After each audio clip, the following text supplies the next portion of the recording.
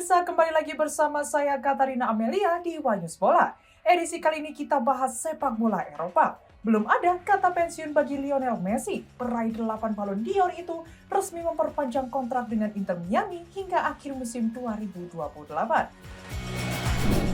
Informasi lainnya pemirsa, kita beralih ke sepak bola Asia. Di tengah belum pastinya sosok pengganti Patrick Kluivert, pelatih asal Uzbekistan Timur Kapace mengaku terbuka untuk menunggangi timnas Indonesia di masa depan. Informasi lainnya pemirsa, kita beralih ke sepak bola Asia. Di tengah belum pastinya sosok pengganti Patrick Kluivert, pelatih asal Uzbekistan Timur Kapace mengaku terbuka untuk menunggangi timnas Indonesia di masa depan. Pemirsa, inilah Wanyus Bola selengkapnya. Isu besar tengah mengguncang sepak bola Asia. Jepang dikabarkan berniat keluar dari Konfederasi Sepak Bola Asia atau AFC lantaran kecewa terhadap sejumlah keputusan yang dianggap tidak adil. Jika Indonesia ikut Jepang untuk pindah, apakah akan sulit untuk ke Piala Dunia?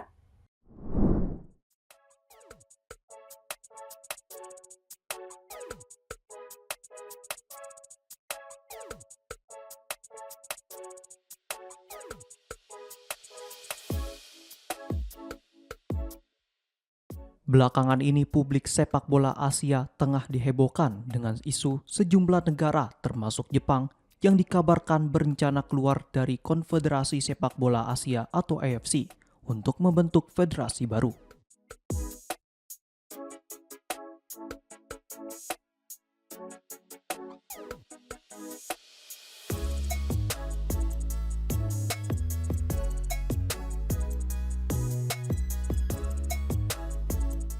Rumor tersebut mencuat akibat meningkatnya rasa ketidakpuasan terhadap sejumlah keputusan AFC yang dinilai tidak adil, terutama oleh pihak Jepang.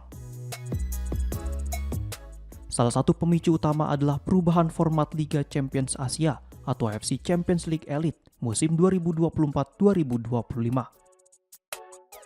Format baru ini menyatukan babak perempat final antara wilayah Timur dan Timur Tengah yang dianggap merugikan klub-klub Jepang untuk menguntungkan tim-tim asal kawasan Teluk.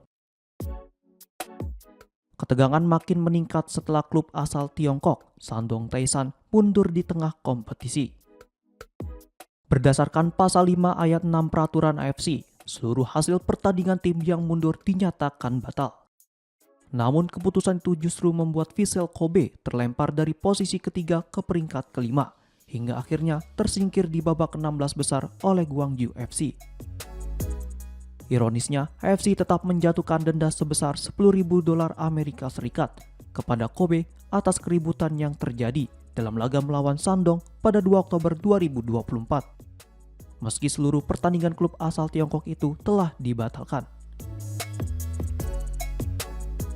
Keputusan tersebut memicu kecaman luas di Jepang dan dianggap sebagai bentuk standar ganda AFC. Kritik terhadap AFC juga semakin tajam pada babak keempat kualifikasi Piala Dunia 2026 zona Asia. Penunjukan tim peserta sebagai tuan rumah yang seharusnya digelar di tempat netral dinilai merugikan beberapa negara.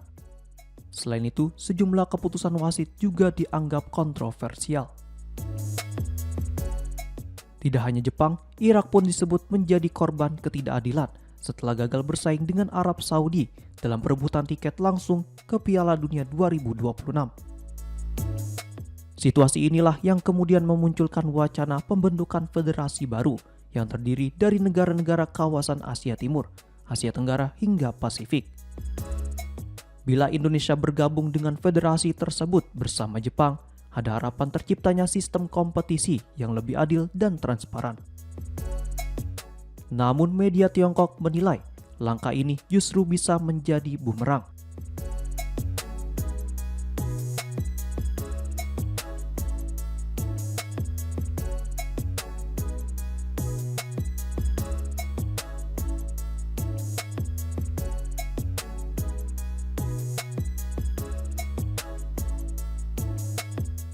Pembentukan federasi baru diprediksi akan memperkecil peluang Indonesia lolos ke Piala Dunia. Mengingat kekuatan negara-negara di kawasan Asia Timur tergolong sangat kompetitif, seperti Jepang, Korea Selatan, dan Australia apabila ikut bergabung. Meski persaingan di federasi baru diyakini akan berlangsung lebih adil, dominasi negara-negara kuat membuat peluang skuad Garuda menembus Piala Dunia tetap akan menjadi tantangan besar, bahkan jika Indonesia resmi keluar dari AFC.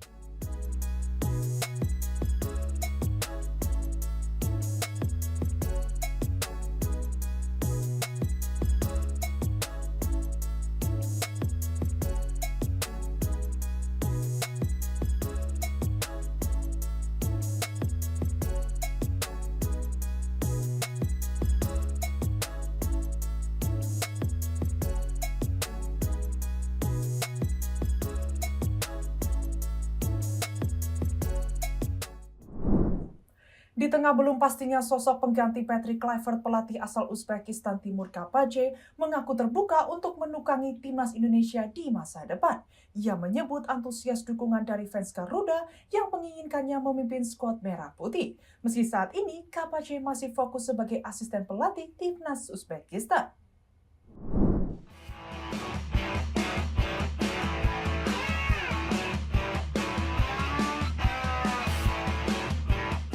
Pelatih asal Uzbekistan Timur Kapadze menyatakan dirinya terbuka untuk menangani timnas Indonesia di masa depan.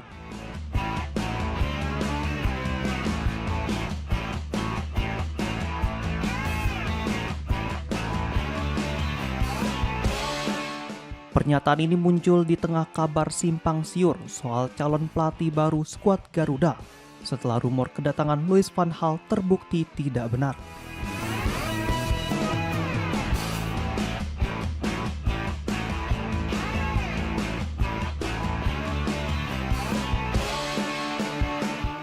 Sebelumnya, publik sempat dihebohkan dengan isu yang menyebut Van Gaal akan menggelar konferensi pers untuk diumumkan sebagai pelatih baru timnas Indonesia pada Senin 20 Oktober 2025.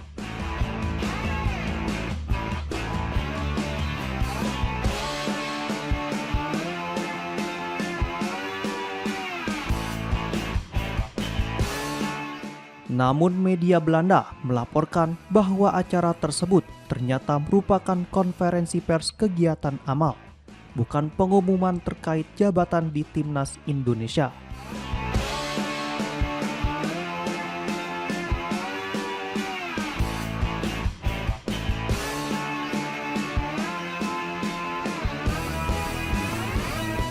Hingga kini, PSSI belum memberikan pernyataan resmi mengenai waktu pengumuman pelatih baru.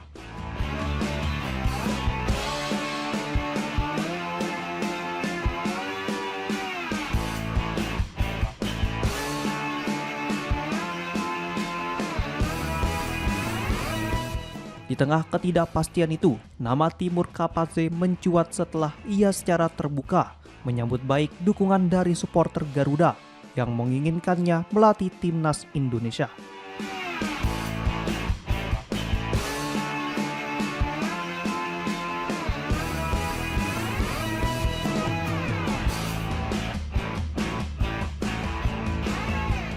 Pelatih berusia 44 tahun itu menegaskan kabar dirinya dikaitkan dengan Indonesia masih sebatas rumor.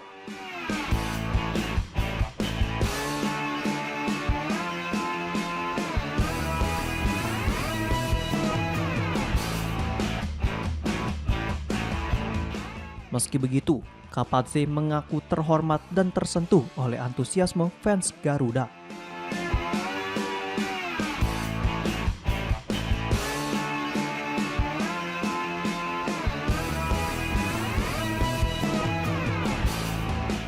Sebagai catatan, Kapadze sempat menjadi pelatih kepala timnas Uzbekistan dan sukses membawa tim tersebut lolos ke Piala Dunia 2026.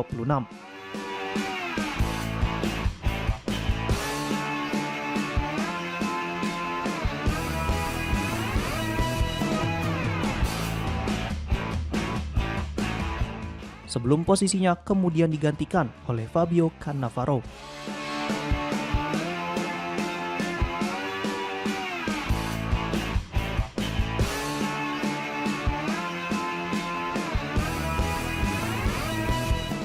Kini dirinya kembali bertugas sebagai asisten pelatih di skuad utama Uzbekistan.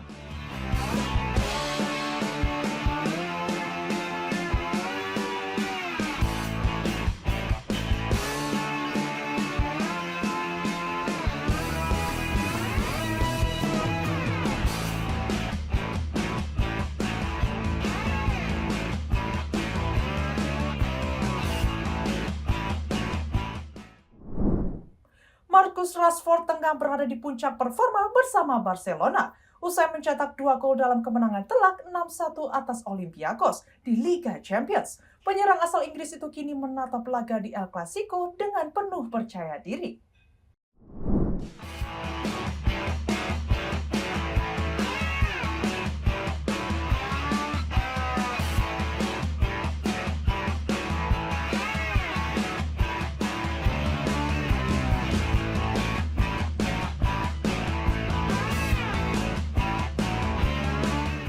Penyerang Barcelona Marcus Rashford siap menjadi ancaman bagi Real Madrid usai tampil gemilang di Liga Champions.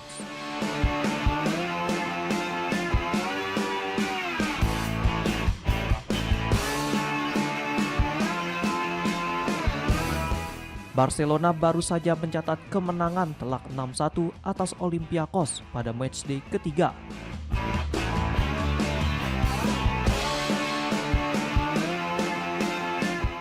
Fase grup Liga Champions 2025-2026 yang digelar di Stadion Olimpiade Le Louis Companys Selasa 21 Oktober 2025.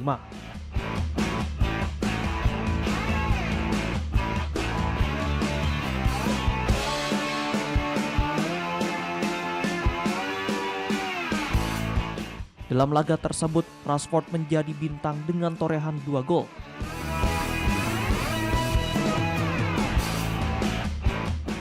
Gol pertamanya tercipta pada menit ke-74 setelah memanfaatkan umpan Alejandro Balde.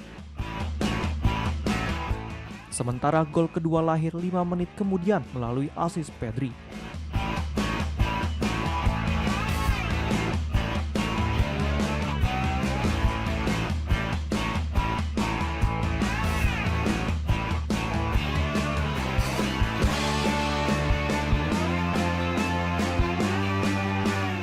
Penampilan impresif itu membuat pemain berusia 27 tahun tersebut kini mencatatkan kontribusi gol atau assist dalam 8 pertandingan beruntun di semua kompetisi.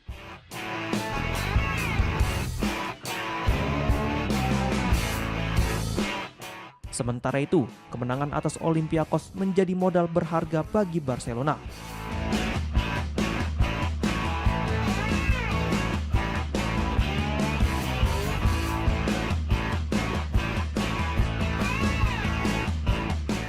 Jelang laga El Clasico menghadapi Real Madrid pada Jornada Liga Spanyol 2025-2026 yang akan digelar di Santiago Bernabeu 26 Oktober mendatang.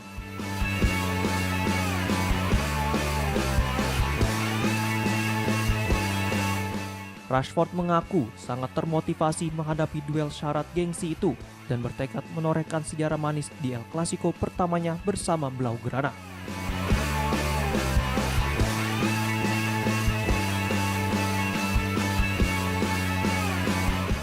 Diketahui, pertemuan dua rival abadi ini diprediksi berlangsung dengan tempo tinggi dan tensi panas, sebagaimana tradisi pertemuan klasik antara Barcelona dan Real Madrid.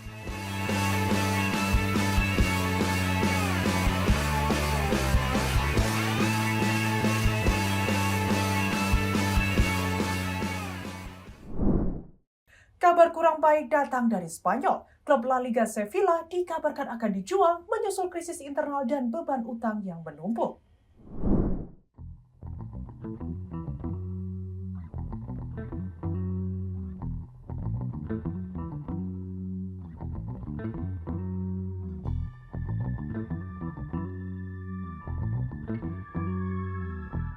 Klub La Liga Sevilla dikabarkan akan segera dijual akibat masalah internal dan tingginya utang yang membebani manajemen.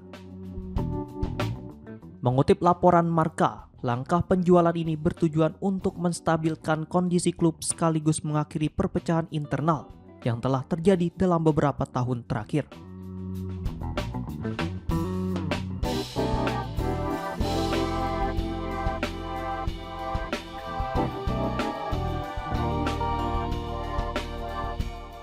Sebuah konsorsium bernama La Tercera Via kini tengah berupaya menyelesaikan proses akuisisi Sevilla. Grup yang dipimpin oleh Antonio Lapi dan Feder Quintero itu menegaskan komitmennya untuk mengembalikan kejayaan klub. yang saat ini terpuruk di peringkat ke-17 klasemen sementara La Liga, hanya satu tingkat di atas zona degradasi. Dalam beberapa pekan terakhir, 6 calon investor diketahui telah meninjau kondisi keuangan Sevilla. Dari seluruh kandidat, La Tercera Via disebut sebagai pihak yang paling serius dan telah mengajukan penawaran awal untuk mengakuisisi saham mayoritas klub.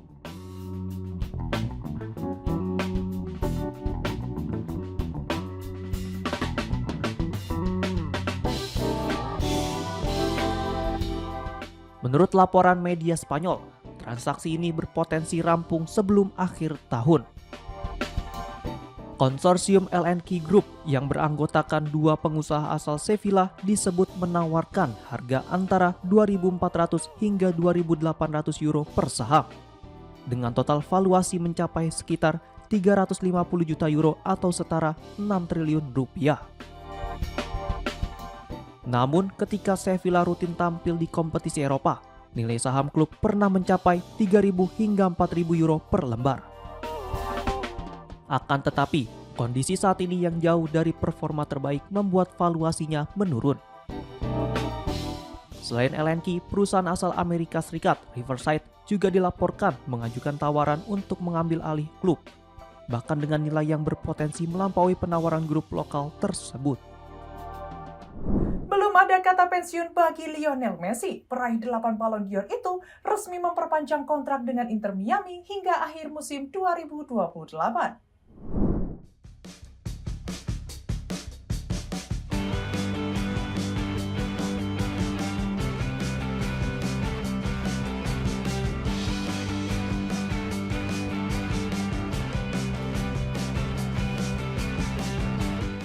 Bintang Argentina Lionel Messi resmi memperpanjang kontraknya bersama Inter Miami hingga akhir musim 2028.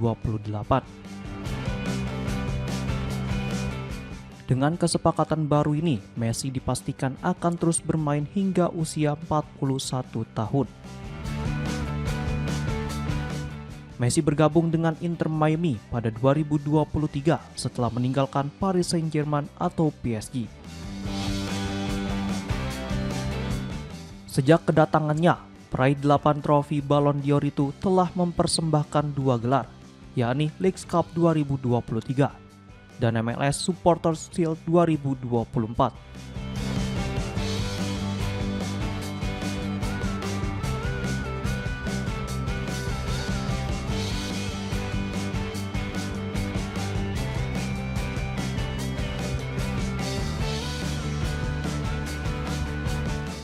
Perpanjangan kontrak jangka panjang ini dilakukan seiring dengan pembangunan stadion baru Inter Miami, Miami Freedom Park, yang dijadwalkan mulai digunakan pada 2026.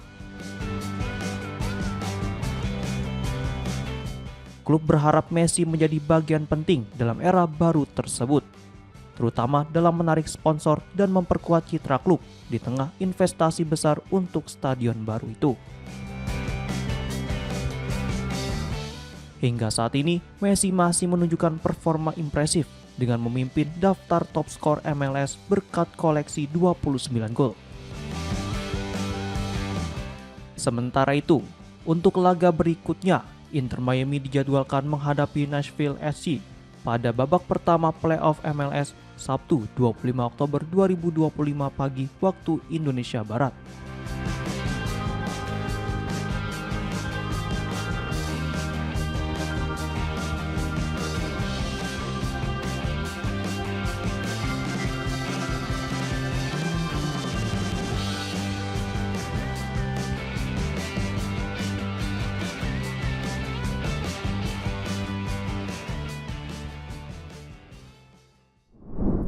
Norwegia menang telak 5-0 atas Israel di kualifikasi Piala Dunia 2026.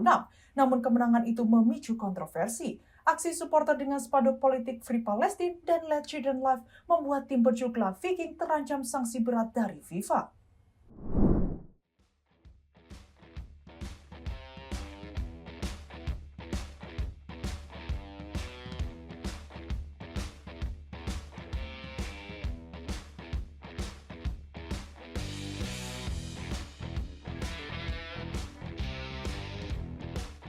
Norwegia meraih kemenangan telak 5-0 atas Israel dalam lanjutan kualifikasi Piala Dunia 2026 di Oslo Sabtu 11 Oktober 2025. Erling Haaland mencetak hat-trick, sementara 2 gol lainnya berasal dari bunuh diri Anan Khalaili dan Idan Nahmias.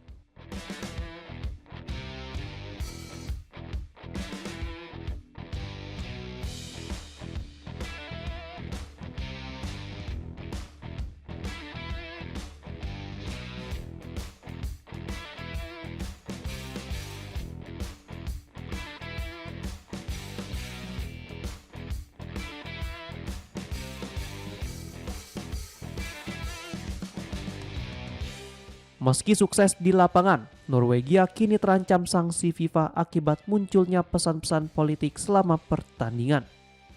Beberapa supporter membentangkan spanduk yang menyinggung Israel, termasuk tulisan Free Palestine dan Let Children Live.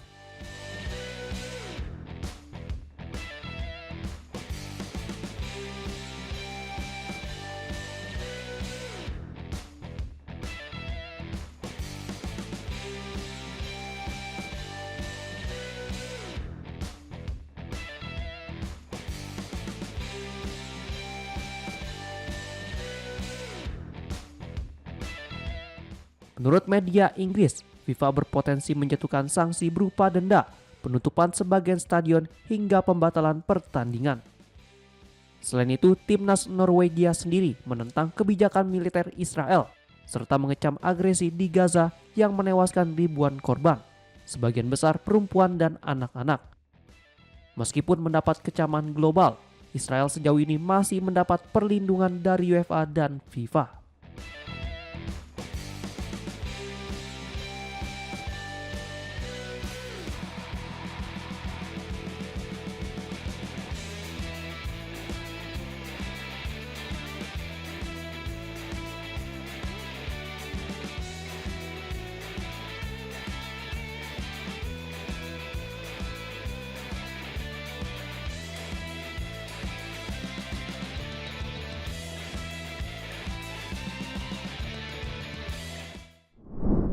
Demikian informasi yang dapat kami sampaikan pemirsa. Terima kasih telah bergabung bersama kami. Saya Katarina Amelia dan seluruh tim yang bertugas mengucapkan sampai jumpa di One News Pola berikutnya. Setiap hari pukul 9 malam hanya di kanal YouTube TV One News Go.